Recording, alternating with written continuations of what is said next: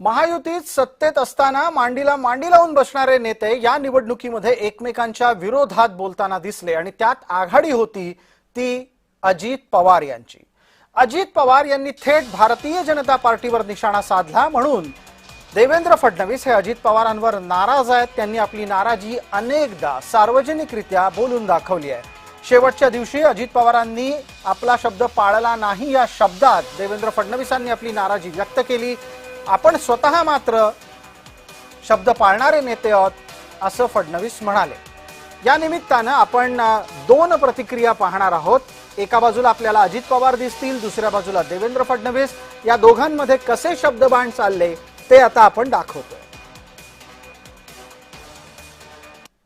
पाहणाऱ्यांपैकी आहे, ज्यावेळी आम्ही हे घोषित केलं होतं की पुणे आणि पिंपरी चिंचवडमध्ये आपल्याला युती करता येणार नाही, आणि म्हणून तुम्हाला लक्षात असेल की मी स्वतः मागच्या काळामध्ये आपल्यासमोर सांगितलं होतं की आम्ही ही युती करणार नाही, पण आमच्या लढती मैत्रीपूर्ण असतील, आम्ही एकमेकाच्या विरुद्ध बोलणार नाही।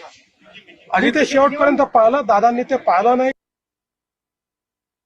माननीय सीएम साहेबच स्वतः बोललेले आहेत की आमची महायुती अभेद्य आहे।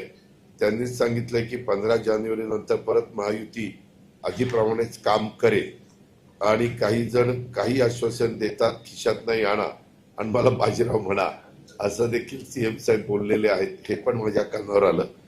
ते असं म्हणाले ते परत झालं असं मला वाटतं, कारण गेली 9 वर्ष त्यांच्याकडे ज्यांच्याकडे महानगरपालिकेची तिजोरी होती ती त्यांनी पूर्ण खाली केली होती, त्यात एकही आणं नाहीये हे त्यांनी मान्य केले। असे असताना आम्ही मोफत बस मेट्रो ही आश्वासन कशी पूर्ण करणार असा त्यांचा प्रश्न आहे, पण त्यांनीच उत्तर दिले